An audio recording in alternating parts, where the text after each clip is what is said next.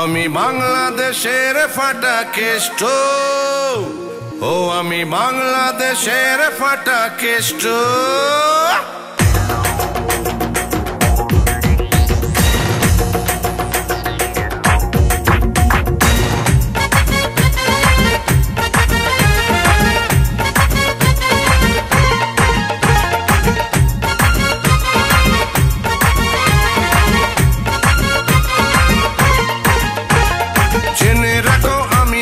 সবার বড় ভাই, ভালো কাজে সঙ্গী আমি, খারাপ কাজে নাই। জেনে রাখো আমি হলাম সবার বড় ভাই।